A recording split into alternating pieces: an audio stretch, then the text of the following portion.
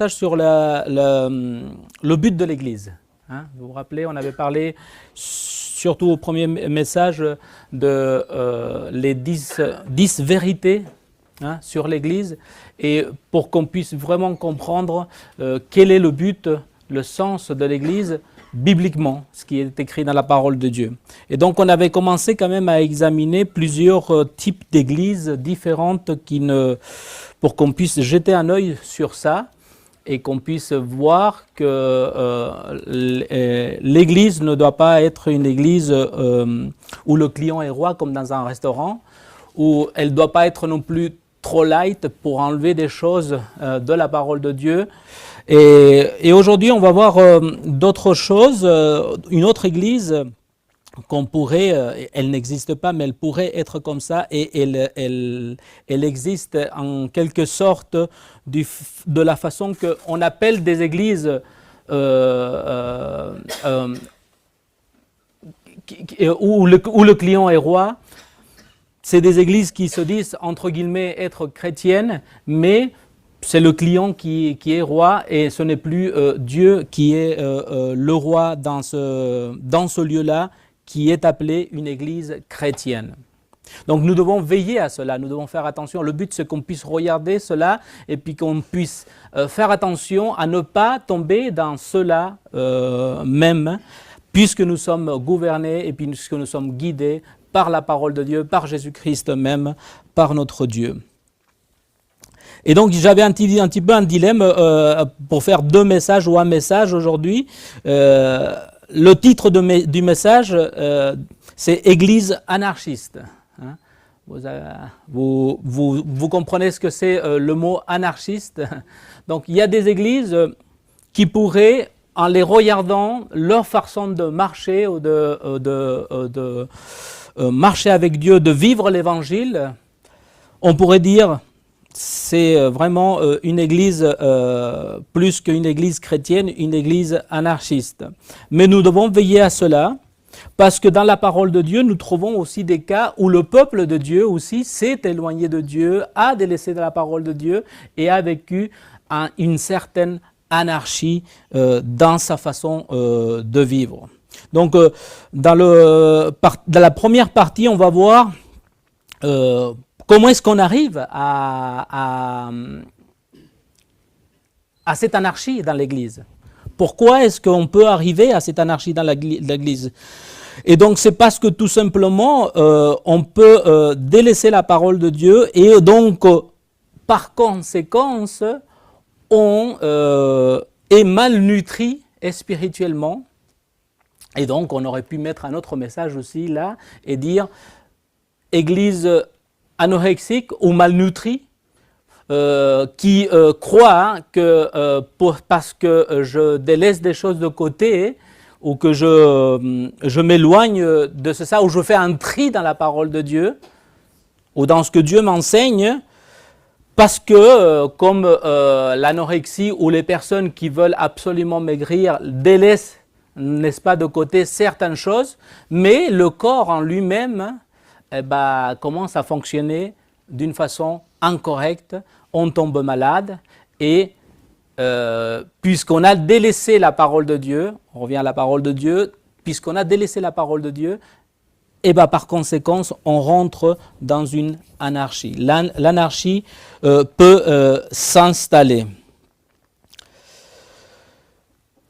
Jésus-Christ, il a dit dans sa parole, quand Satan l'a tenté avec de la nourriture, vous vous rappelez de ce passage? On le connaît la plupart bien, mais il lui a répondu quand Jésus-Christ était tenté dans le désert, il lui a dit, il est écrit, l'homme ne vivra pas de pain seulement, mais de toute parole qui sort de la bouche de Dieu.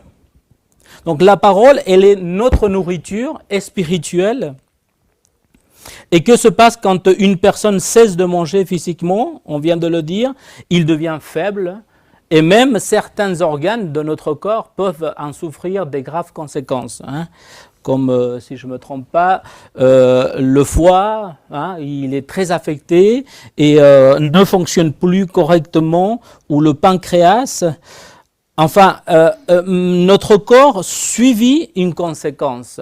Et nous, en tant que chrétiens et spirituellement, si on délaisse de côté certaines choses et on ne prend pas le pain comme Jésus-Christ le parlait, le pain est spirituel, hein, on subit des conséquences. D'ailleurs, il y a eu une grande campagne il y a quelques années en arrière. On continue encore à l'enseigner aux enfants et c'était à la publicité et tout ça. Manger 5 fruits et légumes par jour, n'est-ce pas? Mais il est bon de manger aussi des légumes, mais aussi il faut manger un peu de viande aussi.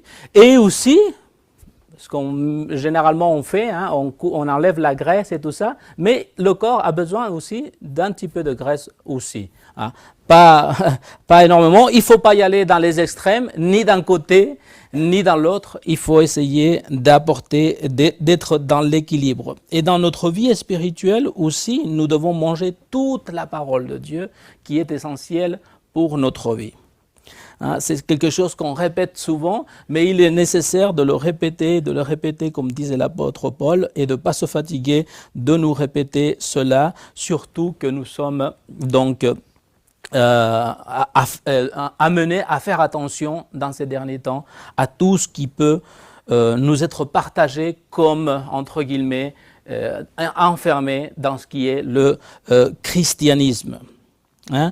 On va lire un épisode de la parole de Dieu, donc dans 2 Rois, chapitre 4. Alors, 2 Rois, chapitre 4, verset 38.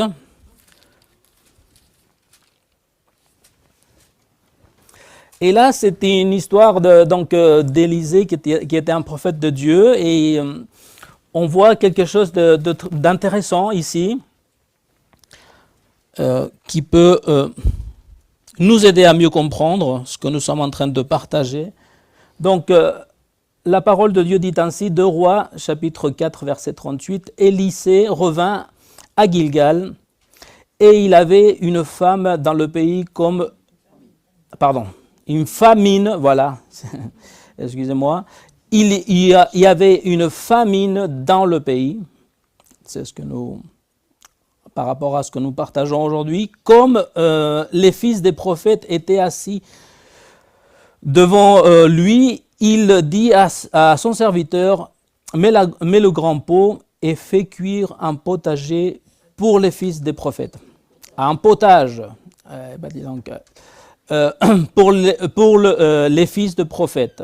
L'un d'eux sortit dans le champ et cueillit des herbes et il trouva de la vigne sauvage et il cueillit des coloquintes sauvages plein son vêtement. Donc il est allé chercher, pour faire le potager, il a vu des choses là, son potage, pardon, et il a vu là les choses qu'il avait besoin pour son potage et il ramasse et il la met plein de son vêtement pour revenir et préparer ce que Élie lui avait demandé.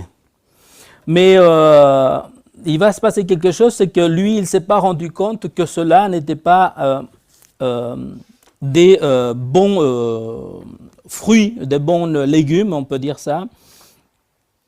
Et donc, met le grand pot et le fait cuire, et fait cuire un potage pour les fils des prophètes. L'un d'eux sortit dans le champ, cueillit, on saute aux 40, donc, colico et sauvage, plein de son vêtement, voilà, on est là. Quand il rentra, il les coupa en morceaux dans le pot où était le potage, car on ne les connaissait pas. On servit à manger à ces hommes, mais dès qu'ils eurent mangé du potage, ils s'écrièrent « La mort est dans le pot, homme de Dieu !» Et ils ne purent manger. Élisée dit « Prenez de la farine ». Il en jeta dans le pot et dit « Sers à ces gens » et qu'ils mangent, et il n'y avait plus rien de mauvais dans le pot. Bon, cette histoire qui m'a beaucoup parlé, du sens que l'expérience d'Élisée, qui est importante, au milieu du peuple de Dieu, au milieu de ces jeunes prophètes qui étaient là assis avec lui. L'expérience quand même a fait que lui, il a remarqué, il a vu qu'il y avait la mort là, au milieu de ce pot. Le jeune, le serviteur était allé tout simplement chercher, ramasser, mais lui, il n'a pas vu la différence entre ça. Et d'après ce qu'il disait, quelques commentaires aussi, c'est que je ne me rappelle plus exactement le nom, mais ce fruit-là qu'il a ramassé, qui ressemble beaucoup, oui, à ce qu'il devait ramasser exactement pour faire ce potage, et ben, ce repas, et ben, ce fruit-là, il pouvait donner une indigestion, si on va parler plus correctement, indigestion, de telle façon que la personne pouvait c'était vraiment l'accent, mais vraiment très très l'accent, du sens qu'il pouvait en mourir. On sait qu'il y a des gens qui peuvent en mourir de cela, qui sont peut-être faibles aussi physiquement, et ben ça va très vite. Peut-être des personnes qui sont un peu plus costauds ou avec beaucoup plus de défense, ils peuvent résister mieux, mais en tout cas, cela était grave. Et c'est pour cela qu'on voit l'importance des anciens, des personnes d'expérience dans l'Église. C'est une joie de voir des différents types d'âge dans l'Église, et non seulement en âge, mais aussi en expérience par rapport à la parole de Dieu, pour que quand il y arrive à un moment ou à un autre, soit que quelqu'un est en train de partager quelque chose et qui n'est pas selon la parole de Dieu, les anciens peuvent en quelque sorte être là pour voir et pour advertir, pour prévenir. La parole de Dieu nous parle aussi des sentinelles, des personnes qui sont là pour surveiller, pour contrôler et pour être constamment en train de analyser en quelque sorte ce qui nous est servi. Mais quand la famine est là, quand les choses est implantée, parfois on peut voir qu'on est prêt à manger ce qu'on nous sert. Hein. Mais nous devons être attentifs à ce que Dieu veut nous enseigner. La parole de Dieu nous dit donc, nous montre l'importance de l'un comme de l'autre. Parfois on dit « Oh, mais je suis maintenant assez âgé, je ne sers pas à grand-chose », mais sachez que Dieu est toujours disposé à se servir de vous à chaque étape de votre vie, si vous en disposez, si vous vous remettez entre les mains, si vous êtes disponible à vous laisser guider par Dieu, et Dieu veut se servir de chacun d'entre nous. Même des enfants, parfois, on peut apprendre de certaines choses. Moi, personnellement, j'ai vu des gens, quand il y a faim, en Amérique du Sud, on peut voir des gens qui, quand ils ont faim, ils peuvent même aller fouiller de partout pour trouver à manger. Mais j'aimerais aussi vous lire Amos chapitre 8, verset 11, que Dieu permet d'une certaine façon la faim, et pas une faim seulement comme on est en train de parler de la faim du pain ou de l'eau, mais de la parole de Dieu. Et c'est là que parfois aussi, il se peut que nous devrions plutôt être attentifs, faire attention à ce que nous mangeons. Amos chapitre 8, verset 11, Dieu allait envoyer une faim, mais une faim pas de pain ni d'eau, mais d'entendre sa parole. Et là aussi, dans notre passage, on lit qu'il y avait donc... On avait lu avant dans 2 Rois qu'il y avait une famine, et aujourd'hui dans le milieu évangélique il existe aussi des gens qui peuvent, merci Seigneur, Dieu nous livre de ça, mais comme on dit, des charlatans. Il y a des sectes qui se nomment, entre guillemets, chrétiennes. Ils mettent soit le nom de Jésus-Christ ou soit un verset biblique, mais en fait, ça n'a rien à voir avec la nourriture spirituelle qu'ils devraient donner ou l'enseignement chrétien qu'ils devraient annoncer.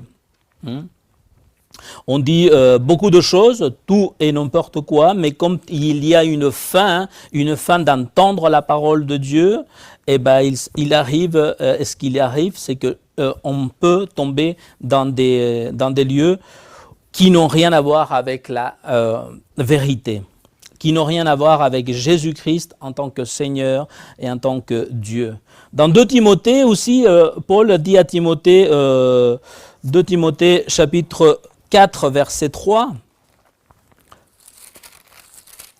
« Car il viendra un temps où les hommes ne supporteront pas la saine doctrine, mais ayant la démangeaison d'entendre des choses agréables, ils se donneront une foule de docteurs selon leurs propres désirs, détournant l'oreille de la vérité. » Donc en temps de famine, dans les derniers temps, on doit faire attention à ce qu'on mange. Nous devons être attentifs et prendre ce que Dieu nous met sur la table, mais tout en faisant attention que c'est vraiment ce qui nous est exposé. Ça vient de la part de Dieu, c'est écrit dans la parole de Dieu. On donne ce bon sens à la parole qui nous est exposée. Mais quand on laisse de côté la parole de Dieu, quand on laisse de côté Dieu, parce que parfois on peut, dans ces églises anarchistes, la parole de Dieu peut être exposée au début, et puis après on parle de plein de choses qui n'ont rien à voir d'une avec la parole de Dieu, et parfois même, aujourd'hui on voit le prédicateur qui se met devant, mais qui n'ouvre même pas la parole de Dieu. Il faut faire attention. Quand on laisse de côté la parole de Dieu, on laisse de côté Dieu aussi. On laisse de côté Jésus-Christ.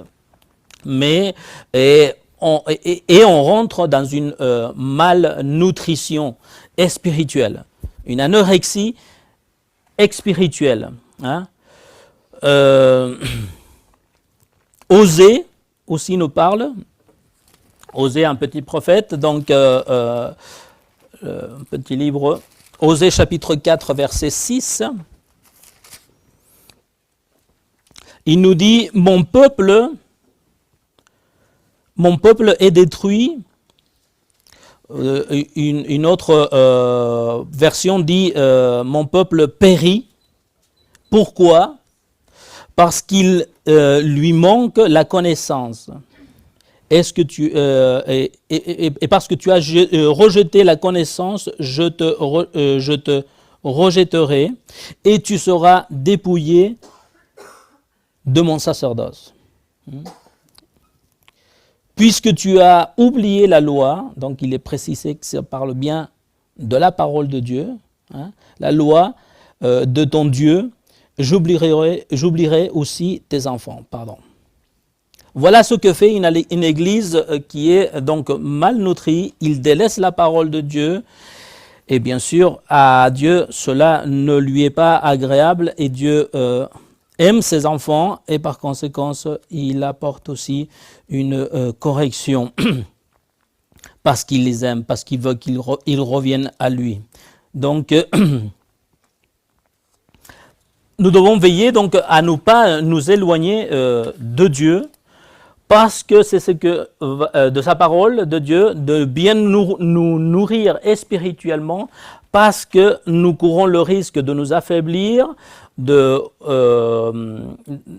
faibles en quelque sorte spirituellement, Et on arrive par la suite à l'anarchie, à une anarchie. Donc c'est ce qui est la deuxième partie de mon message qu'on va partager.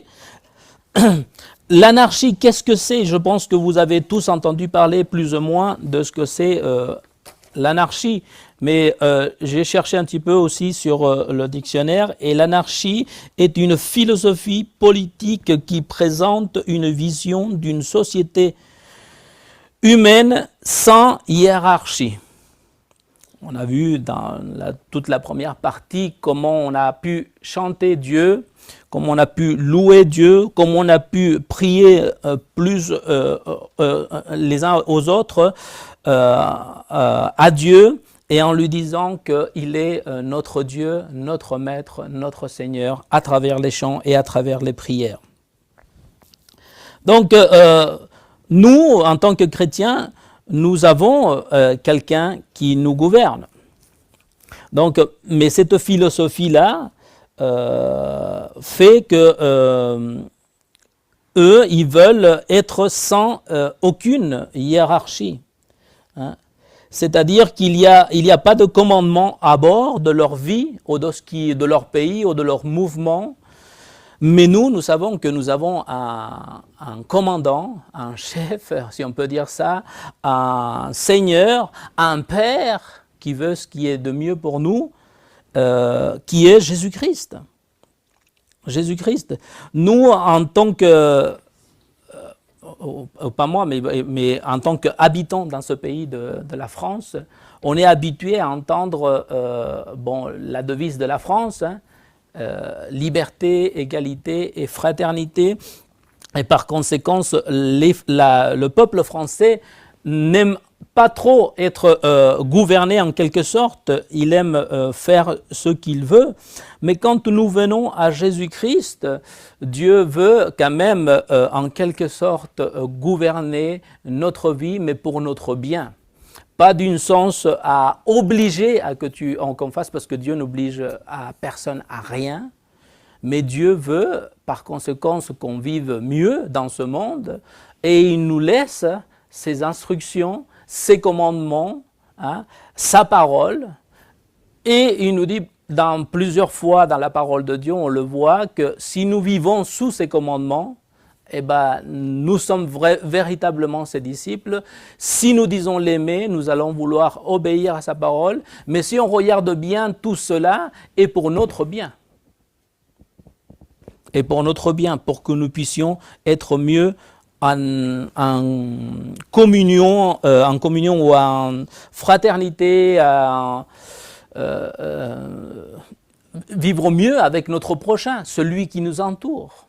Chrétien ou ne pas chrétien.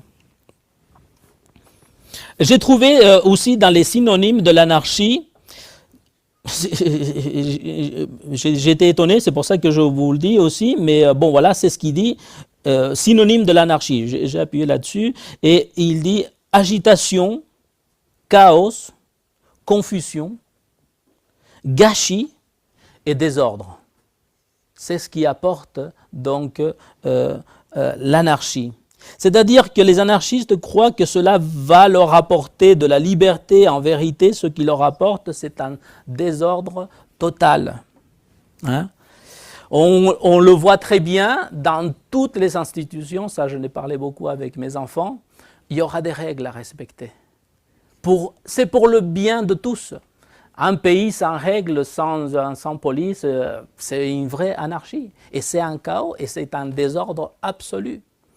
Dans le travail, je le disais, tu vas trouver des règles qu'il faut respecter. Donc, il faut s'habituer à respecter les règles qui sont correctes, qui sont justes pour le bon fonctionnement de l'école, de ton travail, de l'église, de la communauté, la commune où tu habites, etc., etc.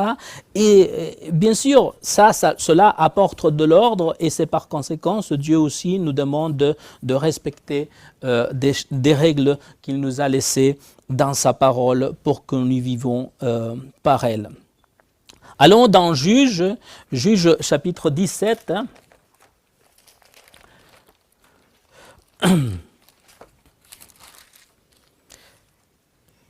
Et dans le verset 6,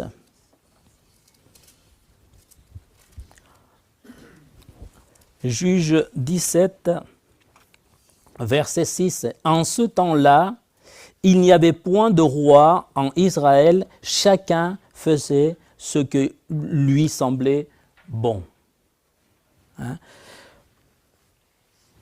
Aujourd'hui, dans le christianisme, il peut avoir aussi cette façon de penser. Je crois que ça, je crois que ceci, mais moi je pense que cela, ou moi je pense que ceci ou cela. Mais que dit la parole de Dieu? Que dit la parole de Dieu? L'importance, c'est que nous puissions nous soumettre tous sous l'autorité de la parole de Dieu. Et c'est ce qui va faire que nous, en tant que frères et sœurs, nous puissions fonctionner correctement. Dans un couple, il est important de mettre en premier la parole de Dieu. Parce que parfois, nous pouvons tous les deux arriver dans milieux différents où on a été enseigné d'une façon différente et l'autre. Et après, on se unit. Ces deux puissances, on peut dire, deux pays différents, on peut dire, deux personnes différentes, avec des enseignements, avec des concepts différents de l'amour, de la famille. Et si nous voulons que notre couple fonctionne correctement, l'idéal, c'est que nous puissions nous soumettre à la parole de Dieu. Qu'est-ce que la parole de Dieu dit par rapport à ça que nous ne sommes pas tous les deux d'accord? Et si nous sommes des enfants de Dieu, eh ben nous devrions nous soumettre à ce que dit la parole de Dieu et on arrive très vite ou très facilement à des accords parce que nous voulons, par amour, obéir à Jésus-Christ. Mais là, il n'y avait pas de roi, il dit, il n'y avait pas de personnes qui gouvernent, il n'y avait pas et chacun faisait ce qui lui semblait bon, ce qu'il croyait être juste. Hein? Aujourd'hui, il existe des églises où chacun fait ce qu'il veut dans la propre église, dans une seule église. Mais quand on parle d'église aussi, on parle de l'église universelle, où il n'y a donc pas capitaine ni commandant, et par conséquent, nous en avons un qui est Jésus-Christ et la parole qui nous a laissé. L'Église, elle ne doit pas fonctionner, puisque c'est notre sujet, hein, quel est le but de l'Église? Elle ne doit pas fonctionner comme bon lui semble. Elle doit fonctionner comme Jésus-Christ l'a demandé. Lui comme tête de l'Église et sa parole qui est là pour nous éclairer et pour nous aider à grandir. Nous ne sommes pas, ça on l'a déjà dit plusieurs fois aussi, un club ou une entreprise qui cherche absolument à se multiplier, à faire rentrer des gens et absolument d'une façon ou d'une autre, mais peu importe comment on les fait venir ici, mais l'essentiel c'est qu'ils remplissent la salle. Et ce n'est pas le but de Dieu. Dieu cherche des adorateurs en esprit et en vérité. Dieu cherche des disciples qui veulent l'aimer, qui veulent le suivre malgré tout, parce que à qui irons-nous, comme il a dit Pierre, si seulement Dieu et Jésus-Christ a des paroles de vie éternelle. L'Église ne doit pas utiliser des choses, des stratégies de marketing comme le font des grandes entreprises. Nous devons employer la façon que Dieu le dit dans sa parole pour pouvoir évangéliser et faire en sorte que ces gens-là se donnent au Seigneur, veulent obéir à Dieu, marchent avec la parole de Dieu et veulent le faire par amour. Dieu, en aucun cas, en aucun moment, Jésus-Christ même, quand il a été sur terre, a cherché à que les multitudes le suivent, même si parfois cela était le cas. Mais parfois, il se retournait et il leur disait les choses franchement, et il y en a beaucoup qui disaient « Oh, ta parole est trop dure ». Et même aux disciples, il leur a dit la même chose. Et il leur a dit, vous voulez partir aussi avec eux? Il ne cherche pas. Dieu veut vraiment un cœur qui comprend ce que lui, il a fait pour lui. Et lui, en échange, tout simplement, tout ce qu'il a dit et tout ce qu'il a fait, c'est par amour et par amour à l'Église, par amour à sa création et par amour à l'Église, bien sûr, à ceux qui veulent marcher avec lui. Donc à cette époque, il n'y avait pas de roi en Israël et chacun faisait ce qui lui semblait bon. Mais on peut reprendre un petit peu plus en avant du verset 1, chapitre 17, verset 1, pour qu'on comprenne pourquoi ce passage est écrit là. On rentre un petit peu dans le contexte. Donc il y avait un homme de la montagne d'Éphraïm nommé Mika. Et Mika, j'ai cherché, et ça veut dire ne pas connaître l'Éternel. Alors je ne sais pas pourquoi son père lui avait mis ce nom-là à cet homme, mais voilà, d'Éphraïm nommé Mika. Il dit à sa mère, les 1100 cycles d'argent qu'on t'a pris et pour lesquels tu as fait des imprécations ou des malédictions où il avait prié contre, même à mes oreilles, donc il a entendu les prières de cette dame, voici cet argent est entré et entre mes mains, c'est moi qui l'avais pris. Et sa mère dit, béni soit mon fils par l'Éternel. Après avoir maudit à travers la prière la personne qui lui avait pris cet argent, le fils déclare, c'est moi qui l'ai pris. Et là, il dit, ah, mais que tu sois béni. Et il rendit à sa mère les 1100 cycles d'argent. Et sa mère dit, je consacre de ma main cet argent à l'Éternel. Il le consacre à l'Éternel afin de faire pour mon fils une image taillée et une image en métal fondu. Et c'est ainsi que je le rendrai. Donc, pour remercier Dieu, pour louer Dieu, il fait une image alors que la parole de Dieu dit clairement que nous ne devons pas nous faire des images faites par main d'homme. Mais il y avait une confusion, bien sûr, comme on a lu dans le verset 6, que il y avait pas de roi et chacun faisait ce qui lui paraissait être bon. Ce Mika avait une maison de Dieu, donc il s'était fait un lieu de culte là chez lui, dans son terrain, je ne sais pas. Il fit une épaule et des téraphins et il consacra l'un de ses fils qui lui servit de prêtre. Donc on voit vraiment qu'il y avait une anarchie totale là. Chacun, il n'avait pas, c'était pas à lui de consacrer à quelqu'un comme prêtre et encore moins à un de ses enfants qui passait par là peut-être et qui lui a dit hop, viens là, je vais te consacrer comme mon prêtre. Et en ce temps-là, il n'y avait point de roi, donc notre passage, en Israël, chacun faisait ce qui lui semblait bon. Il y avait un jeune homme de Bethléem, de Juda, de la famille de Juda. Il était lévite et il séjournait là. Cet homme partit de la ville de Bethléem de Juda pour chercher une demeure qui lui convienne. En poursuivant son chemin, il arriva dans la montagne d'Éphraïm jusqu'à la maison de Mika. Donc, un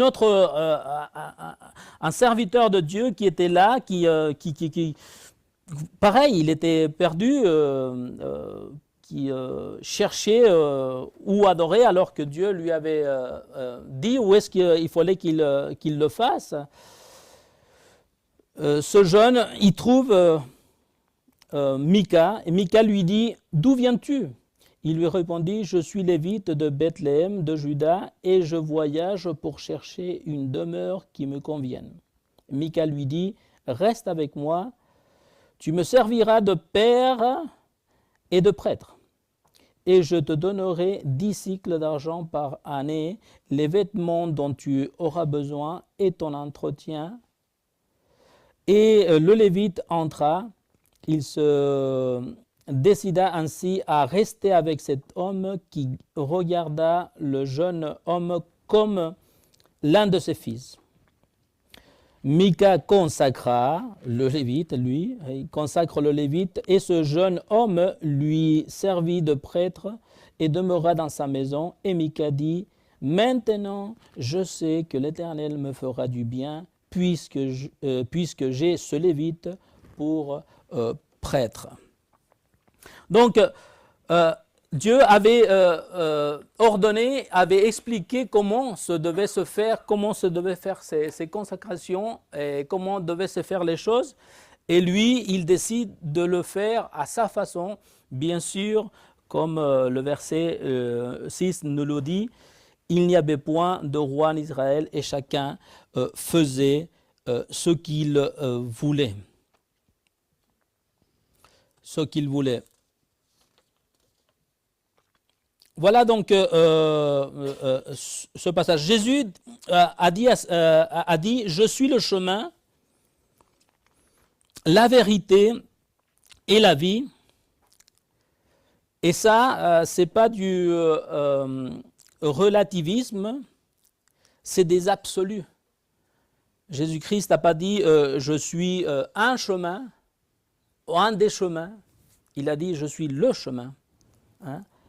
En absolu, la vérité et la vie. Donc, il n'y a pas de place dans le christianisme pour que chacun interprète la parole comme bon lui semble et faire ce qu'il décide de faire ou il considère qui est bon. Il y a des gens comme ça qu'on peut leur dire « Et tu sais quoi, ça, c'est pas écrit dans la parole de Dieu. » Oui, mais ça fonctionne. Oui, mais ça marche. C'est pas méchant. Mais si ce n'est pas écrit dans la parole de Dieu, nous devons nous tenir à ce qui est écrit dans la parole de Dieu, même si ça marche, même si ça fonctionne, même si ce n'est pas méchant, si ça ne fait pas de mal à personne. Hein? Les commandements de Dieu sont absolus, donc pas de place au relativisme. Faire ou dire ce que je crois être correct, juste, et pas tenir en compte ce que dit la parole de Dieu, c'est de l'anarchie. Hein? Que pensons-nous sur l'amour? Chacun a sa façon de penser. Il y a des gens qui me disent mais pourquoi, qu'est-ce qu'il y a de mal à qu'un homme se marie avec un homme puisqu'ils s'aiment? Ils font de mal à personne, ils s'aiment entre eux, mais ça va contre la parole de Dieu. Donc, que dit la parole de Dieu sur la famille? Que dit la parole de Dieu sur le christianisme, sur comment elle doit fonctionner, la parole de l'Église, hein? Donc, nous devons faire attention à tout cela et à pas faire tout et n'importe quoi au nom de l'amour ou pour être en grâce, à l'aise, pour que les gens se sentent bien dans l'Église. Aujourd'hui, on voit dans des églises, et vous allez peut-être pas me croire, mais où on leur a mis une salle pour qu'ils fument, les gens, pour qu'ils aillent fumer. Donc c'est un vapotarisateur, comment on dit? Vapotarisateur, bon, je ne sais pas.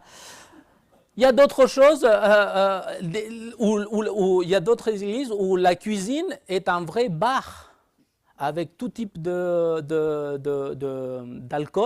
et pas du vin, hein, des alcools forts. Et donc cela ne peut pas être ainsi. Donc nous devons faire attention à ne pas tomber dans cela. Hein. Le salut, on le perd pas. Il y a tellement de sujets que la parole de Dieu est claire et que nous devons nous en tenir à ce qui est écrit dans la parole de Dieu. La divinité de Jésus. c'est Dieu, c'est pas Dieu, c'est donc mercredi dernier dans Matthieu 16, 13, on avait vu que Jésus se retourne et demande ses disciples, il dit, mais que disent les gens de moi? Ah, mais il y en a quelques-uns qui disent que tu es le prophète. Oui, d'accord. Et qu'est-ce qu'ils disent encore? Eh ben, ils disent que tu es Jean-Baptiste qui est ressuscité. D'accord. Et que disent encore les gens? Et ben, ils disent ceci ou cela, et après, ils lui demandent, mais vous, que dites-vous que je suis? Lui, il était intéressé de savoir ce que ses disciples pensaient de lui. Et Dieu est intéressé aussi de savoir ce que nous pensons de Dieu, de ce que dit sa parole. Sa parole. Et si nous sommes d'accord avec ce qu'il a écrit, avec ce qu'il a laissé là dans sa parole, sommes-nous d'accord ou sommes-nous pas d'accord avec ce que Dieu nous a dit? Donc il est important de tenir en compte toutes ces choses et de savoir que nous devons nous tenir à obéir à sa parole, mais pas par obligation, mais par amour, parce que nous comprenons ce que lui, il veut, ce qu'il y a de mieux pour nous. Et nous, parce que nous comprenons qu'il nous a sauvés et qu'il est la vérité, nous voulons marcher dans ses commandements, dans ses paroles.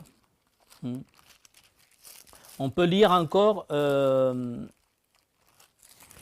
Galates, chapitre 1, verset 8.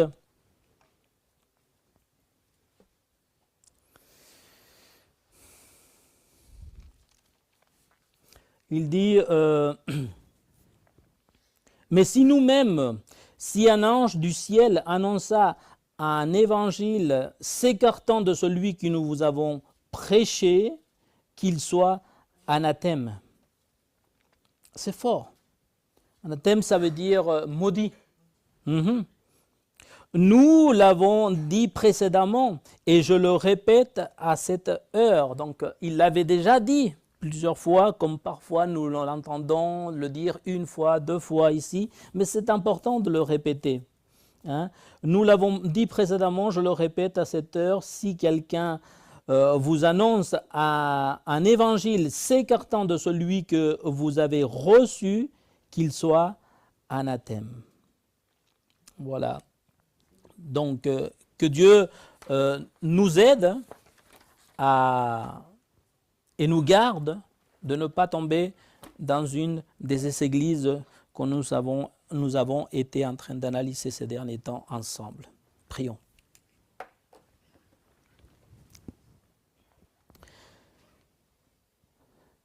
Notre Père, notre Dieu, nous venons à toi, Seigneur, encore, Seigneur, pour te rendre gloire, Seigneur, pour te glorifier. Oui, Seigneur, ta grâce est immense, Seigneur. Ton amour